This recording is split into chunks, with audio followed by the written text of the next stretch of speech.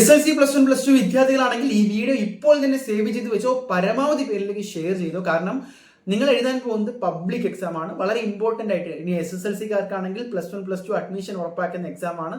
അതുപോലെ +1 +2-കാർക്കാണെങ്കിൽ ഇനി അങ്ങോട്ട് എൻട്രൻസിന്റെയും അതുപോലെ ഡിഗ്രി അഡ്മിഷനും ഒക്കെ ഉറപ്പാക്കുന്ന നിങ്ങളുടെ കരിയർ ചേഞ്ചിങ് എക്സാം ആണ്. ഇതുവരെ 9ാം ക്ലാസ് വരെയൊക്കെ കണ്ട പോലെ പഴയ രീതിയിലല്ല ഇത്. തീർച്ചയായിട്ടും നിങ്ങൾ ശ്രദ്ധിക്കണം. ഈ ഒരു വീഡിയോ ചെയ്യാനുള്ള കാരണം തന്നെ ഒരുപാട് പേര് ഇത്തരത്തിൽ ചോദിക്കുകയുണ്ടായി. അതുകൊണ്ട് തന്നെയാണ് കോപ്പി അടിച്ചാൽ, അതല്ലെങ്കിൽ കാണിച്ചു കൊടുത്താൽ, അല്ലെങ്കിൽ വേറെ എന്തെങ്കിലും മാൾ പ്രാക്ടീസ് നമ്മുടെ എക്സാം ഹോളിൽ ചെയ്താൽ പണി കിട്ടുമോ?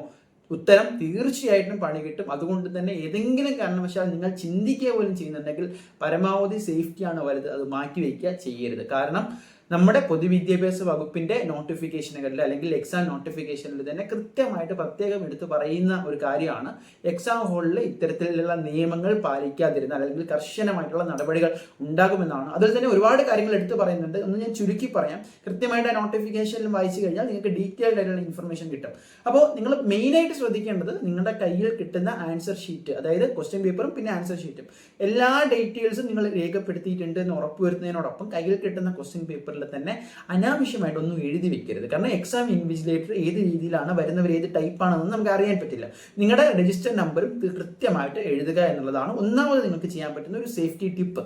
രണ്ടാമത്തെ കാര്യം, ഈ പറയുന്ന പോലെ തുണ്ട് വയ്ക്കുകയോ ബിറ്റൊക്കെ ഉണ്ട് എങ്കിൽ ഒരിക്കലും അത് ചെയ്യരുത്. കാരണം പിടിച്ചു കഴിഞ്ഞാൽ നിങ്ങളെ ആ ഒരു പരീക്ഷയിൽ നിന്ന് സ്പെസിഫിക് ആയിട്ട് ഡീബാർ ചെയ്യാനുള്ള പൂർണ്ണ അധികാരം ഇവർക്കുണ്ട് എന്ന് മാത്രമല്ല, ഇനി വരുന്ന ഫ്യൂച്ചർ എക്സാംസിൽ നിന്ന് വരെ നിങ്ങളെ ഒരു പക്ഷേ എഴുതിൽ നിന്ന് വിലക്കിയേക്കാം. ഇനി അഗ്രസീവായിട്ട് നിങ്ങൾ തട്ടിക്കയറുകയോ ഭീഷണിപ്പെടുത്തുകയോ, അതുമല്ല എങ്കിൽ അടുത്തിരിക്കുന്ന ആൾക്ക് ദ്രോഹകരമായിട്ട് അല്ലെങ്കിൽ അവരുടെ ആൻസർ ഷീറ്റിന് ഗുരുതരമായിട്ടുള്ള എന്തെങ്കിലും ഒരു പിഴവ് നിങ്ങളുടെ ഭാഗത്തു നിന്ന് ഉണ്ടായിക്കഴിഞ്ഞാൽ ആ എക്സാം ബോർഡ് തന്നെ, അതായത് എക്സാം ബോർഡ് ചെയർമാന് തന്നെ നിങ്ങൾക്കെതിരെ ലീഗൽ ആക്ഷൻ, അതായത് ഏജ് എല്ലാം കൺസിഡർ ചെയ്തുകൊണ്ട് ലീഗൽ ആക്ഷൻ വരെ എടുക്കാം. സോ ഇത് വളരെ വളരെ ഇമ്പോർട്ടൻ്റ് ആയിട്ട് നിങ്ങൾ ശ്രദ്ധിക്കേണ്ട കാര്യമാണ്.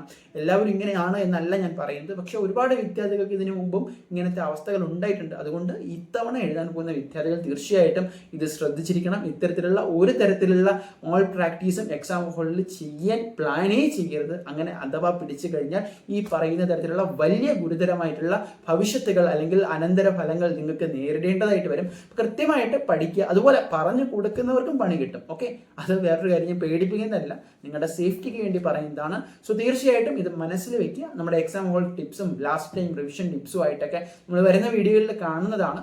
സോ ആർക്കെങ്കിലും നിങ്ങൾ ഡൗട്ട് ഉണ്ടെങ്കിൽ ഡയറക്റ്റ് ആയിട്ട് നമ്മുടെ നോട്ടിഫിക്കേഷൻ ഡൗൺലോഡ് ചെയ്ത് അതിന്റെ പേജ് നമ്പർ ഞാൻ ഓർക്കുന്നില്ല, കൃത്യമായിട്ട് പറഞ്ഞിട്ടുണ്ട്. അത് ഹയർ സെക്കൻഡറിക്ക് ഹൈസ്കൂളിനും ഒരുപോലെ ബാധകമാണ് എന്നുകൂടി മനസ്സിലാക്കുക, പ്രത്യേകിച്ച് SLC +1 +2.